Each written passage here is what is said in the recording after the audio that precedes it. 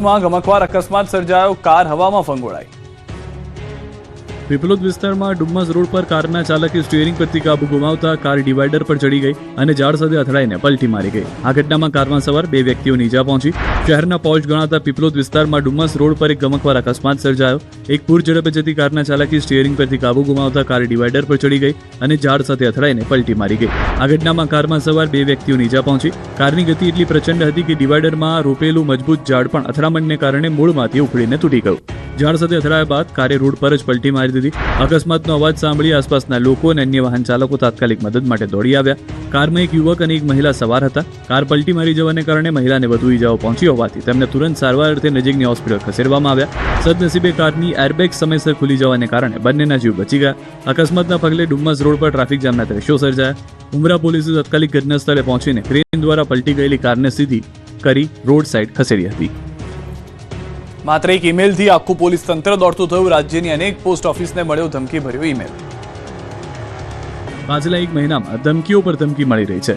એક ઈમેલ આવે અને પોલીસ તંત્ર દોડતું થઈ જાય। આ વખતે રાજ્યની અનેક પોસ્ટ ઓફિસને ઉડાવી દેવાની ધમકી મળી। વાત સુરતથી, જ્યાં આગળ સુરતના પીપલોદ વિસ્તારમાં આવેલી પાસપોર્ટ ઓફિસને પણ બોમ્બથી ઉડાવી દેવાનો ધમકીભર્યો ઈમેલ મળતા તંત્રમાં હડકંપ મચ્યો। ઉમરા પોલીસ તાત્કાલિક ઘટના સ્થળે પહોંચી સમગ્ર પરિસરને કોર્ડન કરી લીધું। ડોગ સ્ક્વોડ દ્વારા સઘન તપાસ હાથ ધરાઈ અને સુરક્ષા એજન્સીઓ એલર્ટ મોડમાં આવી ગઈ। ઓફિસ આસપાસ સુરક્ષા કડક બનાવવામાં આવી। કર્મચારીઓ અને અરજદારોમાં ભયનો માહોલ જોવા મળ્યો। તો નવસારી શહેરના નાગ તલાવડી વિસ્તારમાં આવેલી પોસ્ટ ઓફિસને પણ ધમકી મળી। અજાણ્યા ઇસ્મ દ્વારા ઈમેલથી ધમકી આપવામાં આવી, જે બાદ બોમ્બ ડિસ્પોઝલ સ્ક્વોડ ઘટના સ્થળે પહોંચ્યું।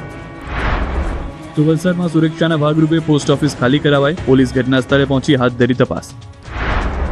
તો પાટનગર ગાંધીનગર સિવિલ હોસ્પિટલની બોયઝ હોસ્ટેલને બોમ્બથી ઉડાવી દેવાની ધમકી મળતા હોસ્ટેલ ખાલી કરાવાઈ। તમામ વિદ્યાર્થીઓને સુરક્ષિત રીતે બહાર કાઢવામાં આવ્યા।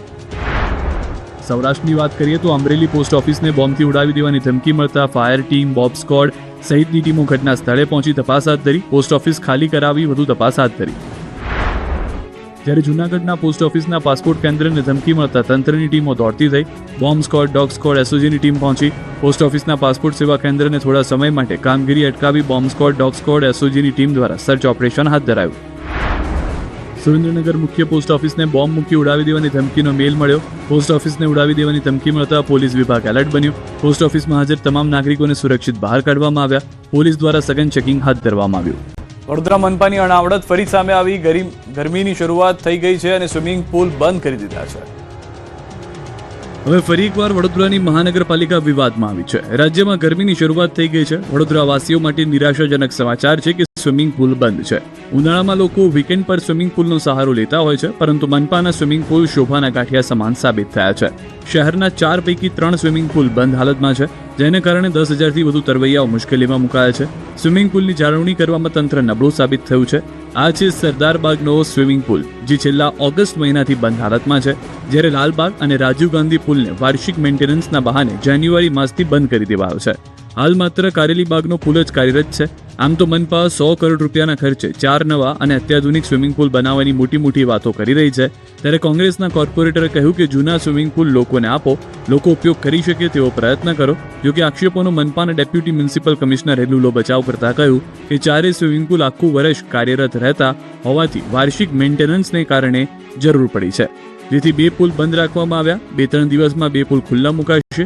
ફી ભરીને મેમ્બરશિપ લેનાર તરવૈયાઓમાં ભારે રોષ જોવા મળી રહ્યો છે। લાંબા સમયથી પુલ બંધ રહેતા વાર્ષિક ફી ભરેલા તરવૈયાઓના મહેનતના પૈસા પણ પાણીમાં ગયા છે।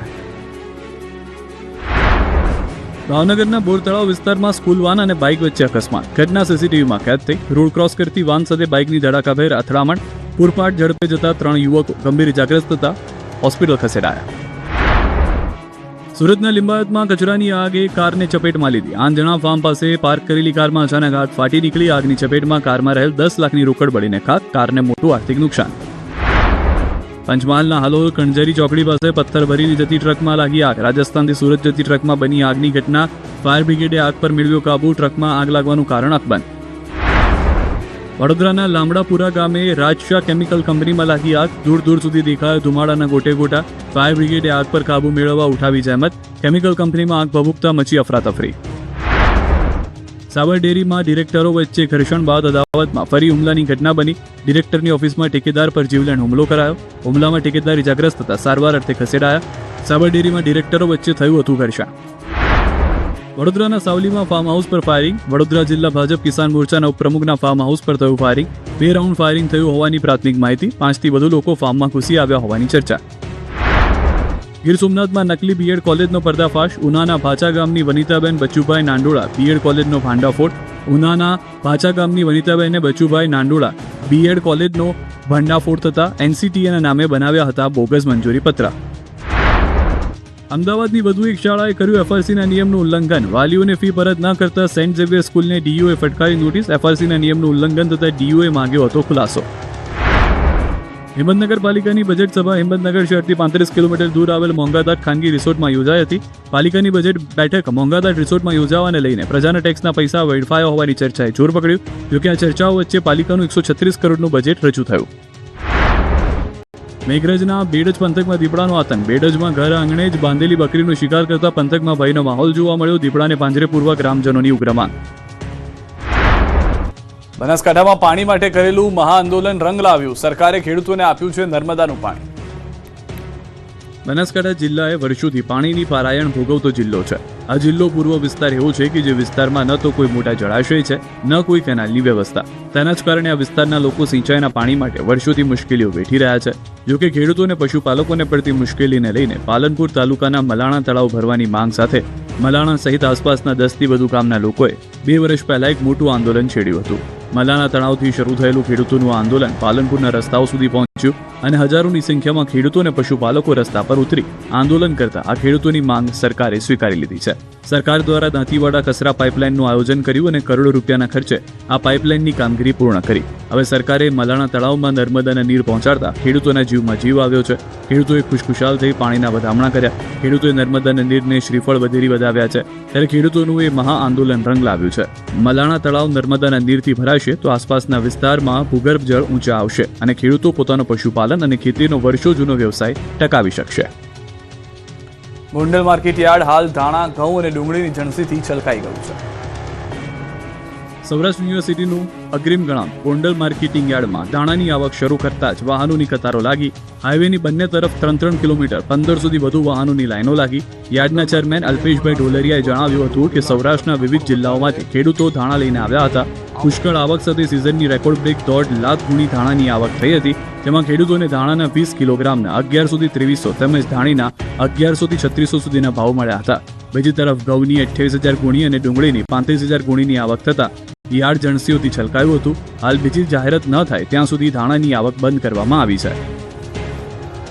ખેડૂતો માટે કઈ ખુશી કઈ ગમ જેવો માહોલ. ટેકાના ભાવે ખરીદી તો કરી લીધી, પણ ખેડૂતોના ખિસ્સા હજુ પણ ખાલી છે. ખેડૂતોને કોઈ મુશ્કેલી ન પડે અને તેમને સારી આવક થાય તે માટે સરકાર ટેકાના ભાવે ખરીદી કરે છે. જૂનાગઢ જિલ્લામાં પણ મગફળીની ખરીદી કરવામાં આવી હતી. તે કામગીરી પૂર્ણ થયાને 1 મહિના જેટલો સમય વીતી ગયો છે, પરંતુ જૂનાગઢ જિલ્લાના હજારો ખેડૂતોના ખિસ્સા હજુ ખાલી છે. સરકારી સિસ્ટમની મથામણમાં ધરતીપુત્રોના કરોડો રૂપિયા અટવાયા હોવાની ચોંકાવનારી વિગતો સામે આવી છે. ખરીદી પૂર્ણ થાય બાદ 7000 જેટલા ખેડૂતોને પેમેન્ટ મળ્યું નથી, જેને લઈ જિલ્લા પંચાયતના પ્રમુખ દ્વારા પણ સરકારમાં રજૂઆત કરવામાં આવી છે અને તાત્કાલિક બાકી રહેલા ખેડૂતોને તેના રૂપિયા મળી રહે તેવી રજૂઆત કરી છે. બીજી તરફ જિલ્લા ખેતીવાડી અધિકારી ટેકનિકલ ખામીને આગળ ધરી લૂલો બચાવ કરતા નજરે પડ્યા. પેમેન્ટ ફેલ થવા પાછળ ટેકનિકલ કારણો જવાબદાર છે. અનેક ખેડૂતોના બેંક ખાતા સાથે આધાર લિંક ન હોવાથી પેમેન્ટ પ્રોસેસ અટકી હોવાનું સામે આવ્યું છે, જેને લઈને વહેલી તકે ખેડૂતોને પોતાની રકમ મળી રહે તેવા પ્રયાસો કરવામાં આવી રહ્યા છે. આમ એક તરફ ખેડૂતો માટે સરકાર મોટી વાતો કરી રહી છે, ત્યારે ટેકાના ભાવે મગફળીની ખરીદી તો સરકારે કરી લીધી, પણ ખેડૂતોના પરસેવાના પૈસા તેને ક્યારે મળશે તે હવે જોવું રહ્યું. 10 થી 12 કલાકનું વેઇટિંગ, છતાં જગ્યા મળશે કે નહીં તેની કોઈ ગેરંટી નહીં. આ દ્રશ્યો છે સુરતના ઉધના રેલવે સ્ટેશનના.